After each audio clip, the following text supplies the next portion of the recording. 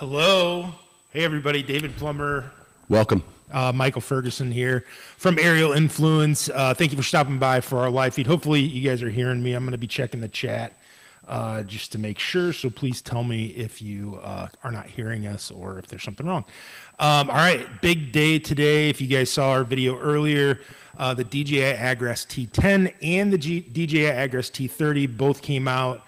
You can see this is the T30 right here. It is humongous. I mean, It's a big boy. it is definitely a big, gigantic drone. What's it going to carry once it's fully loaded? 30 liters. Make sure you talk in the microphone, Sorry. Michael. That would be 30 liters, David, Thank or you. 30 kilograms. So, yeah, this thing is going to carry quite a bit and has 16 nozzles. We were also trying to see, it seems like it has a type of orchard mode where you can move the arms. Now, we haven't activated this one or anything, so we have to kind of dive into that a little bit more, but it's pretty interesting. It is interesting, and people are seeing right now, they're basically, DJI put out like a little trailer of the drone itself, so they're seeing part of that right now. You're seeing the spray tank and how it spreads and all of that sort of good information. So as you're watching, I'll make that full screen and we can keep talking, but got 16 nozzles on it. The T30 itself does. So it's got a really wide spray spread in the swath, actually. So it's going to cover a lot of ground. They're saying 40 acres an hour. Yeah, they're saying 40 acres an hour. Yeah. I think that you're going to see probably better penetration into the leaves and everything. Because of that, and then also the fact that you might be able to change the angle of a couple of them where you're actually shooting kind of towards the side, and then with the prop wash, you're going to get underneath. Right. So the orchard mode, and we're figuring that one out. So it looks as though we're going to have to literally go in and change the arms a little bit, point them a different direction essentially, and make some other modifications to turn it into orchard mode. But still looks really interesting, I think, for many different purposes, not just for orchards probably. Right. I mean, as you know, we get a lot of people calling for a lot of different reasons. I mean, it's not just corn and soybeans. I mean, it's anything from feeding fish to even salt, or something like that. We actually did salt our driveway at one point with I think it was the MG1P at one point. So some magnesium pellets or whatever, but and it has two cameras on it. Both sides have lights. Still has the underneath, it's got a little bit smaller of a radar, but I think it's the same. Yeah, and it's got a spreader on it, but you just saw a spreader on the video that you're looking at right now. So it does have a spreader. The T10 also has a spreader, so that's something that you'll be able to use. And also talk about integration. Talk about the integration with DJI Terra and the Phantom 4 multispectral specifically. Yeah, so I mean, what they're actually, you can use probably 3 drones. I mean, you could use the Phantom 4 RTK to get anything from 2D to 3D maps to also, orchard mode, high resolution stuff. Then you can also use the multispectral to get plant health, that kind of stuff, and really go in, dive down into your field and say, okay, looks like we're having definitely a problem here. Maybe a mild problem here. And so the idea is that you can, actually do spot spraying, and you can do variable rate. So if you have to put some more product down in a certain area than you do in another area, you can do that. Which is pretty cool. And then that basically allows you to spot spray. And then the way that they've been kind of introducing the spot spray is that you have an area here, have another area here, another area here, and you basically execute the first one, it sprays that, then, it doesn't necessarily come back, it just hovers and floats, then you execute the second one, it does that. And they're savable fields, so obviously if you're doing the same fields on a week-to-week basis or however long you do it, you're going to be actually able to actually go in and be like, all right, I want to spray field C today. Right. And it'll automatically do that automated Yeah, route. it has that basically. You can say the cool thing is that you're going to be able to save stuff into the route like you were before, but they're starting to ramp up kind of like an agricultural, almost like cloud site. And they've kind of had some of this before, which has been good because you were able to make yourself basically the highest rank of, you know, the drone operator. And from there, you can actually say, okay, I want to lock this drone down. You know, it's not going to be used for a month, so nobody else can take it out and then start it up because it actually has to be activated through, you know, like reactivated through the portal. I gotcha. And then I was going to show you, if you go to my screen. Yep. This is just a beta version, but you're going to be able to basically get a free beta version. This is similar to like a Pix 4D or Drone Deploy, or even Terra, where you're actually doing cloud rebuilds, whereas Terra was just all on your site. This is a way where you can take that imagery, and so I actually did the koi farm, so it's going to take a while, but you can kind of see in the right over here where it says koi, it's basically stitching that map. Huh. So I'm not sure exactly what it's going to look like, but what you're going to be able to do is farm management. If you look at, you know, on the sides here, you've got photo gallery. So this is where I actually imported the 617 pictures. And if you click this, it's going to give you sort of a. I think it gives you it gives you a rundown of, so these are all the pictures, and then on the right hand side, these are all the individual pictures. So it's currently stitching. It's working on it right now. Yeah. So Bill Jones, Bill, thanks for watching. He asks two questions. He says, "Is there increased battery life in the T30?" Yeah, it's got it can do I believe 1,000 charges. That's right. Yeah, it's guaranteed for 1,000 charges. Yeah, but I think he's meaning battery life in terms of, you know, like the MG1P, it was like 12 minutes of flight time. No, you know what? I think right now, I mean, the battery, where we've seen updates in batteries is the battery life, longevity. Like it's going to last a lot longer, but it may not get longer. Right. I think run time essentially. Yeah. So Bill, basically, you're going to get a giant battery that's going to be for a giant drone, and you're going to obviously cover more ground than you would 12 minutes with an MG1P. Right. You're still going to get, and so that is where you're seeing. You're still going to get the 12 minutes with the T30. It's just going to cover a lot more ground in that. And it's going to be twice as heavy and minutes, twice the swath and and you know, even 3 times the capacity. Yeah.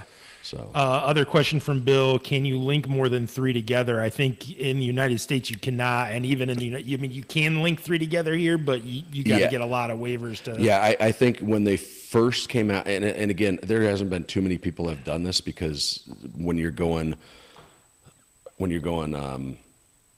know, for the 137 and everything, it's just another thing that you have to prove to them. Okay, I can fly multiple ones, so. With the MG series, you could do 5. I think maybe when the T16 came out, it was maybe rated for 5, but it was right around the T16, T20 where they were like, okay, I think they're getting big enough. Yeah. Or, you know, again, I'm kind of speculating, but big enough where let's just put 3 in the air. Yeah. And I don't know if anybody would be able to get, you know, 5 T30s approved to fly simultaneously from one remote. I mean, I think someday. Someday they definitely will. Yeah, but I think right now, it's going to be a little while before that happens. I mean, and you know, you look at these drones. The T20 offered 3. to link the three together. Yeah. And I think it's the same with it's going to be the same with this one. I think in different I don't know about the T10 though. Right. And I think in different countries, they were able to connect more than three together. Right. Yeah, At maybe. one point, I think they talked about that. All right. So the T10, you're welcome, Bill. Thank you for watching. So the T10, I think, is an interesting one.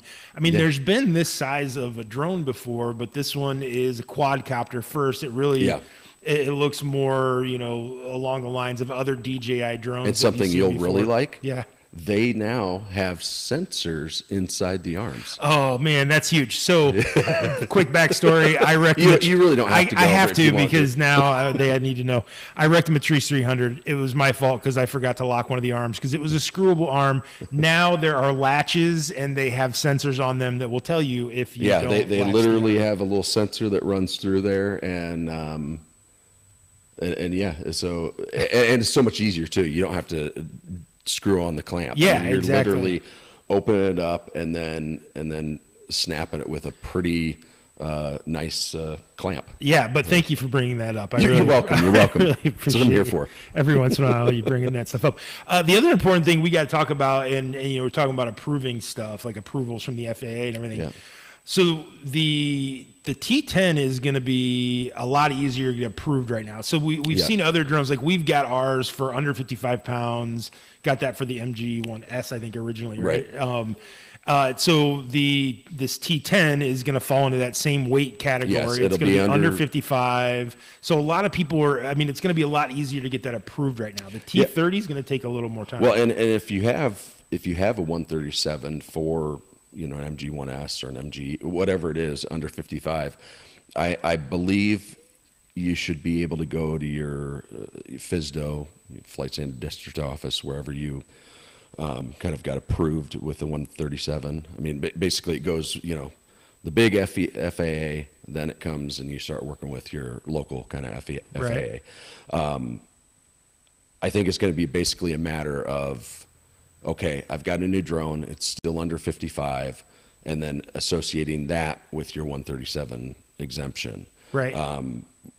We've already got some people actually work on that where they were going to get the MG1P, but we were able to get them T10, and basically they had everything set up for the MG1P, but they just now have to give a little bit more information as far as, okay, we're using the T10. Right. So, and I mean, I think that, we can agree, we've talked about this in the past, but over the past, I don't know, especially 6 months, but the past year, we've seen a lot more interest in agriculture. So, we started this company. I mean, Michael, really early on, 2016. The company was founded, and you got in really early in terms of, hey, this agriculture thing might eventually. Yeah, really and it take wasn't really going anywhere for a while. Long time, yeah. And I can understand that because we were just figuring out, okay, what is the drone license, and we just figured that out. And then on top of that, when you're doing spraying, you're essentially a crop duster. So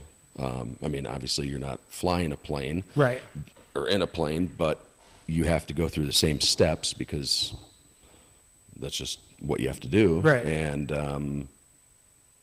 what was the question again? Sorry, I was just saying that, the T10, is a lot easier to get approved. Like we've got our T10, but for the T30, people, unfortunately the spraying drones are not drones that people can just go and be like, I'm going to pick up a spraying drone and go spray the weeds in my backyard today. Especially when you go with something like a T30 where it's going to be, over 100 pounds, right? When it's fully loaded. Oh, yeah. So you've really got to do some legwork. That's one of the things that we do. We actually put together, I encourage you to go to our website because we've got an agricultural journey map there that's going to kind of give you the step by step on what you need to do. Yeah, definitely go to the site for that. And that's, that might actually be because it's a little hidden. So Sure. Tell me when you're there. Let me pop that up for you. Sure. I'm going to talk to William real quick. William, cost for the T30, any other equipment needed. So the T30, is going to be around $26,000. That comes with several batteries, the charger, the drone, the smart controller. Obviously, it can go higher if you're gonna add the RTK base station. That's going to be an additional charge if you need that, obviously. And then if you want like extra spray tanks, if you want a spreader, if you want extra batteries, that's going to, obviously make the price go up, especially the batteries. The batteries are really, can get really expensive, and they're coming, from China right now too. So they're really expensive. Yeah, and they're big batteries. Yeah. We kind of talk to people about, come up with, enough batteries that that you're not going to be, swapping just 2 batteries out. I would say, at least 3, and really you probably want a generator. Yeah. For something like this, if you're doing something, yeah. And it is a lot easier. I mean, so that's the one thing here is it's not really a swappable tank on the T30. You got to fill that like a regular tank. Yeah, I mean, you can take it out, but it's not swappable. It's not easily. Because you're looking at, swapping out over 60 pounds. You'd need 2 guys to pull it out, really, but you would need, it'd be hard to pull it out anyway. Right. But with the T10, much like the T20, it is a swappable tank, which makes it really super convenient because you can pop the battery and the tank out at the same time, refill them, and you're ready to go back up in the air. So I think this stuff is interesting.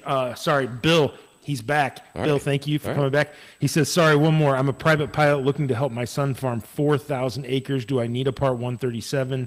I do have my 107, and he said he is going to check out our site. So he's trying to help his son farm 4,000 acres. He's already a private pilot. I believe he is going to need his 137, right? Yeah, I mean, if he wants to do spraying, you're going to need, the 137. I mean, you're set with your 107 license. Like, if you want to use multispectral cameras or just a regular RGB camera to scout your field, your 107 is going to cover you completely. That's no problem. It's once you start spraying, once you start carrying dangerous goods, that's when you're going to run into problems with the FAA. So you got to make sure that you've crossed all your T's and dotted all your I's, which is part of the service that we provide. We do sell you the drone, obviously, but we also, we also provide the service. So. And actually, if you want to flip over to my screen, I can show Bill and whoever else is interested where you can get that a little bit more information. Sure. So Michael's going to look at that right now. So I'm going to be. Are you switched? Go ahead. Yeah, I'm switched over. So this is the home page. All right. You scroll down. So it's aerialinfluence.com. That's AERIAL.com. And I believe you're going to hit learn more, and then scroll down just a little bit, and it's right here. Download the journey map. So when you click this, all it's going to ask for is an email. So you throw in the email, and then you're going to get the journey map. Yep. And I'll after we're done here in the profile, I'll put some more of the information on this journey map as well, so you guys can take a look at it. But it is really a great tool. I mean, there's a lot of links. I mean, we kind of go into like, okay, here's the nuts and bolts of why. You need the license, you need the certification, the exemption, everything. That kind of stuff. We kind of put that in layman's terms, and then we also, towards the end and throughout here, we have a whole list of links where you can get more information. So, I mean, the big thing is, if you're going, there's the 137, and if you're going for under 55, it's going to be kind of like one set of rules. Right. If you're doing over 55, you're going to be it's doing another set of more rules. Yeah, right. I'm sorry. I believe it's Gildardo. I'm just going to call you Gil for now. But he says, Bill Jones, yes, you do need a 137 even on private land. The FAA still requires crop dusting license. That's correct. And he says, hence why I have a job. So he must already be working in this field. Yep. And is already making money. And Bill says he's coming for his job. So, so I'm glad you guys are having fun on there. Obviously, keep throwing us your questions. We're just going to kind of keep talking and keep chatting because this is stuff that we live for. I mean, we're excited about this stuff. Oh, yeah. As excited about it as you are. I mean, when we got that drone in, it's just kind of like a marvel to look at. It's kind of hard to see on the live stream. Can you stand up for 1 second? Just go Yeah. stand by the drone. They're not going to be able to hear you once you put that down, but Did you want me to calibrate the compass, David? yes, please. If you could, I'll have to spot you. But all right, so he's gonna just stand next to it so you guys can actually get a good idea of how big this stinking thing is. Yeah. So yeah. So obviously it's on a table, but if you just, it's on a short table, but if you can just see how wide this thing is, how big it is, and it's not that heavy. Now be careful putting it back on. It's not that heavy because it's all fiberglass. They're not fiberglass, but carbon fiber and plastic essentially. So not super heavy once you take the battery out and once you take the liquid out of it, obviously. Yeah, So I mean, the battery's like a car battery, so that's probably about 20 pounds, and you got another 60 here. So yeah. And the amazing thing, and I'll see if I can find this on here, is how it folds up actually, because it can go into the back of a pickup truck. Let's see here. I'm going to show you. And this is technically the front. Yeah, what's facing us is the front, but if I'll take it back one more time here, you'll see how small it is when it starts there on the screen, and it folds out to obviously a very good sized drone. But this thing is, it's really interesting how far it's come, because I think the MG1P that people are probably used to in terms of agricultural drones and seeing them, I think, was for its time was a cool looking machine. Oh, but yeah. this takes it to another level. The artificial intelligence in these is really beyond what I think it's people. pretty incredible. Yeah. And, yeah, they've just get kind of better overall. I mean, little things like the clamps. Yeah. I mean, it is so much easier to do the clamps than it is to, Screw it on there, do yeah. 8 threads, Right. with 8 different arms, and just the reduced arms. I mean, I like the T10 with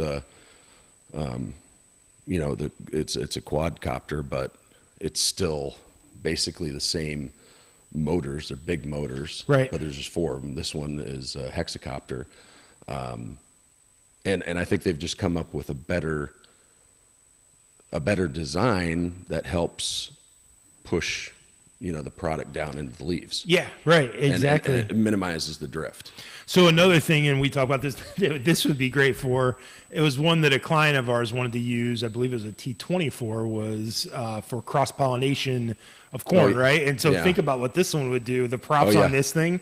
So literally he would just fly it over the crops and it would cross-pollinate the corn itself. So it was pretty cool. That was something we hadn't thought of. And It actually makes a pretty good leaf blower too. yeah, it would make a really good If you leaf just blower. fly it over the leaves, it pretty much scatters them everywhere. Absolutely, yeah. Well, But, actually, while we were talking, the map actually did it stitched. Can I flip it over there? Yeah. Okay, I'm gonna flip over. I don't really know exactly what we're doing here, but yeah, So- because this is just the beta version. I just tested it out and I uploaded some photos and This is the beta version of the intelligent agriculture platform. okay. So this is a DJI. This is a DJI. DJI and DJI Agriculture have kind of come in. And what you're looking at here is a koi farm. This koi farm, if you look at our other videos, our YouTube videos and stuff, you'll be able to see it. But we went to a koi farm. We sprayed like 80 acres, if you didn't hear us say that earlier. Not sprayed, I'm sorry. We fed 80 acres of fish. That would have been horrible if we'd actually sprayed them. But we fed them actually using the spreader on this. So while we were there, Michael actually did a map here. So that's what he's showing you.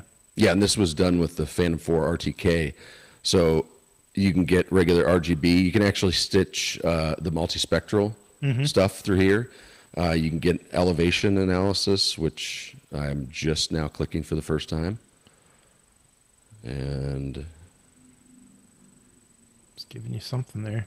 Oh, yeah, let's see. so I would imagine that this is in meters right here. So we've got the higher ground in red. And, this is the lower ground. And this actually computes based on what I saw and everything went while we were on site. I don't know if there's a different look here. I don't know what this is. Okay, so that's just toggling on and off the elevation. Yeah. So again, what you would use this map for, and you could do it with the multispectral, would probably be more appropriate for the spraying drones. Right. But you can use the information in this map to, essentially tell the drone where you want it to spray, and even more importantly, probably where you don't want it to spray. Like you don't want your drone to be sending drift over to your neighbor's property and killing what they got going on. So yeah, exactly. But this is a really impressive. This looks like really impressive software. I've not seen it before, but I imagine it's doing something similarly to what DJI Terra does. Yeah, I think it is too. Can you zoom in a little bit on it? I'm trying to get. But like I said, this is a beta, so that's why it's all in Chinese.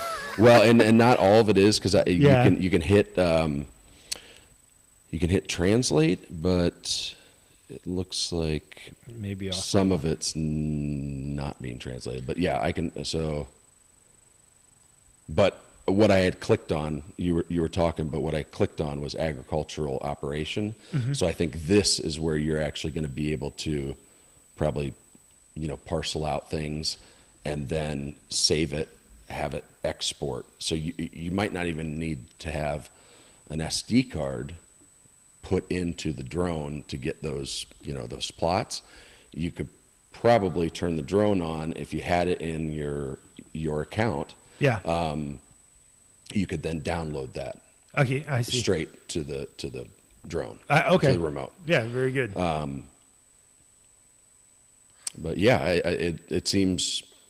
And the technology is just moving faster than ever. I mean, when you started this, when I came on, DJI Terra didn't even exist at that point. I think the others were. The only thing was the MG, the original MG, which that didn't even have a screen. Right. I mean, it was just basically. Was Pix4D was around at that point, right? Oh yeah. Drone Deploy. Yeah, right? Pix4D's been around probably the longest. Then Drone Deploy came out. Yeah. But it's incredible how far that technology has even come and how much quicker it is. Oh yeah. To get the information that you need. And the stitching in a and all much faster way than what you used to be. I remember you would do a map and then you'd be like 2.5 days later you come back and see if it had processed or not. So right. A lot has changed and a lot is going to continue to change. I think Michael, like you always say, the technology is just going to keep getting better. Like we are where we are. Are there some pitfalls to the technology? Probably. There are certain things that that are road bumps along the path, but I think where we are now as opposed to where we're going to be in 5 years. Right. I mean, who knows? Like right now we're at a T30. Like, are we going to be at a T100 in 5 years? I'm waiting for the time where I can actually. I'm doing it the reverse. So most people they start flying helicopters or planes to become a crop duster. Yeah. I'm doing it opposite, where I'm flying the drone, and then I want a cockpit in one of the drones at some point. Fly that. Yeah. Well, I mean, living the dream.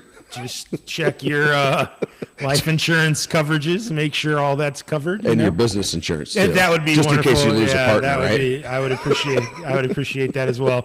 I don't know what else do we have to say about this. Are we? I wish we had a T10. I mean, we had 3 of them, but we're getting more on the way, but it looks a lot like this.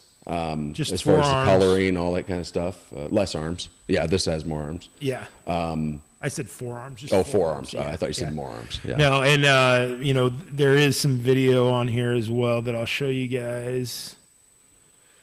It should be coming up here in 1 second of the T10 itself. So it is going to be a lot smaller. That's the T30 they're putting in. You're still seeing the T30. There's your spreader, which is nice. There's the T10. So it's got 4 arms, obviously, and 4 nozzles. Still got RTK, all that kind of good stuff. You get the front and back FPV camera as well. So yeah, it's exciting stuff. I mean, these are now available around the world apparently, but I think just finally they're really ready to be here. I think obviously there've been some pitfalls to it, and not just pitfalls, but a lot of bumps in trying to figure out how is this all going to work in America. We know it's worked in other countries. countries. How is it going to work here? Are the farmers going to accept it? They've, there has been certain, I mean, they've been promised a few times that drones are going to be, the new answer. Now, finally, I think we're there actually, and they're open to it. It seems like a lot of them are. I think people are definitely open to it. And the technology's there to do the job.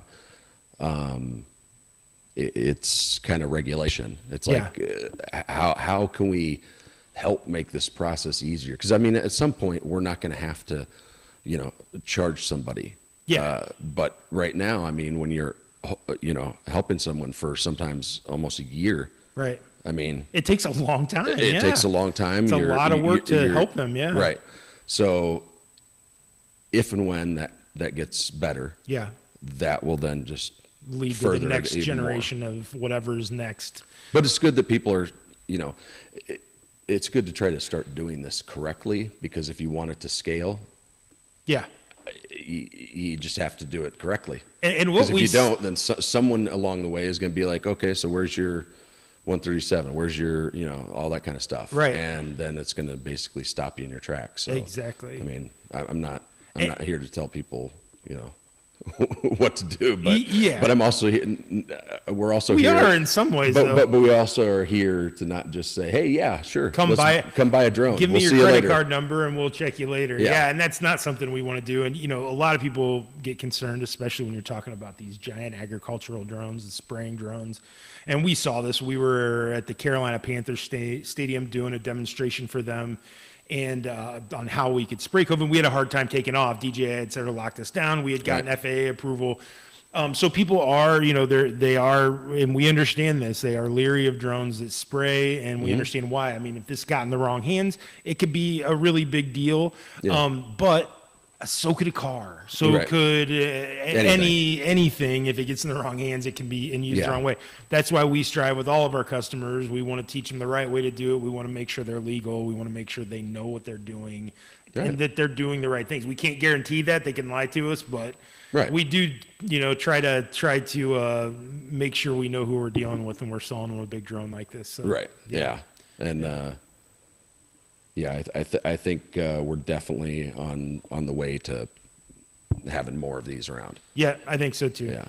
All right. I think I don't know if we've got much else to say. I don't think we mentioned the radar system, but there is a radar on it to help you with obstacle avoidance, obviously, and that just continuously spins as you're flying.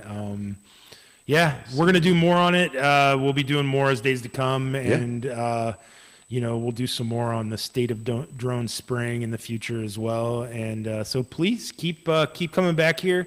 Go to our website, aerialinfluence.com. Check us on Facebook, YouTube, all that stuff.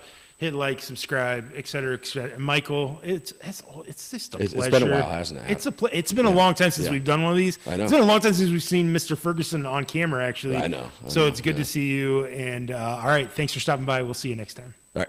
See ya. Now we got